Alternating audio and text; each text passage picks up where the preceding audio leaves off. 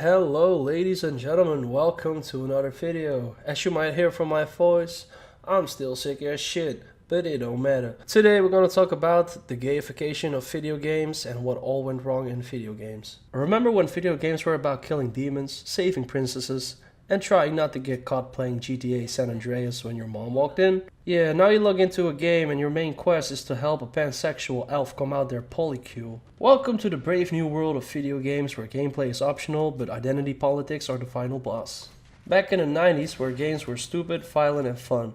Doom was just, here's a gun, here's a demon, now go commit a war crime in hell.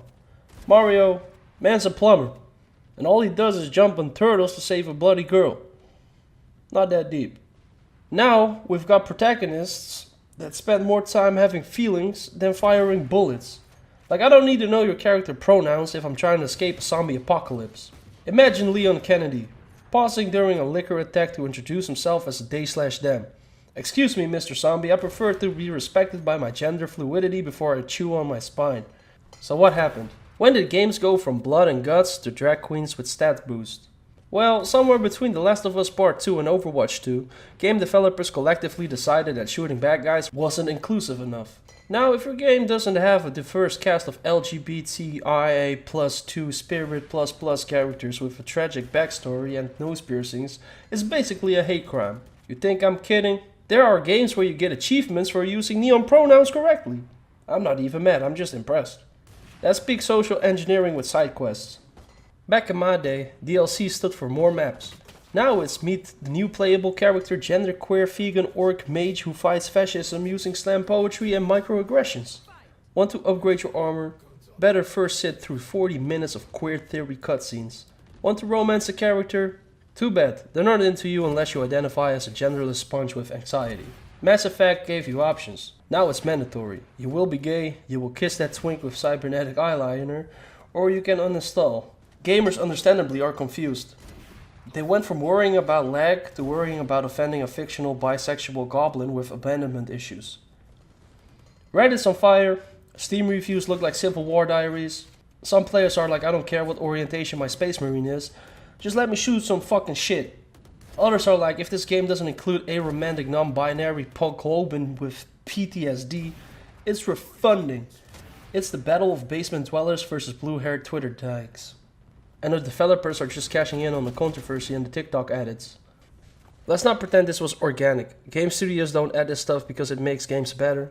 They add it because it's safer to pander to Twitter than actually fix the gameplay bugs from 2018. Real talk, studios saw what happened to J.K. Rowling and decided it's cheaper to replace content with rainbow-colored virtual signaling. Oh, our loot system is broken and PvP is dead? Don't worry. We added a trans werewolf side character who teaches consent through dances. Beautiful, stunning, and brave. So what's next? By 2013, every game will be procedurally generated by ChatGPT using DEI algorithms. You'll be a wheelchair-bound agendered cactus in a post-capitalist commune, trying to cancel a dragon for problematic tweets. And the final boss?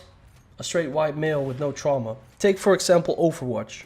You have the character Soldier 76.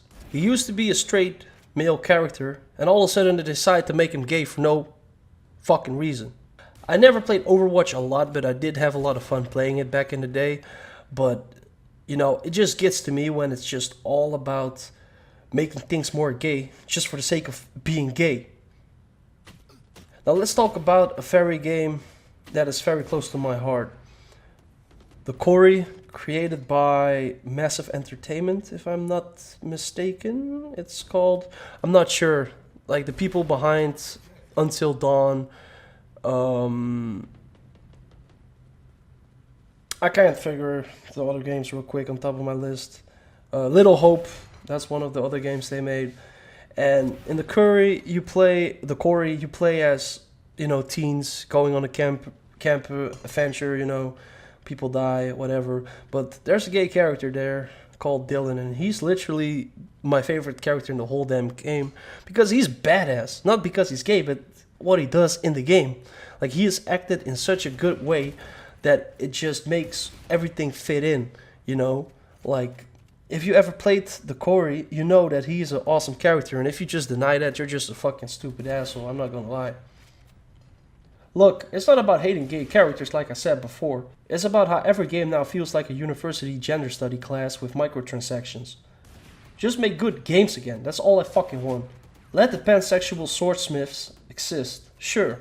But maybe also let's skip the monologue about gender euphoria and just kill the damn troll.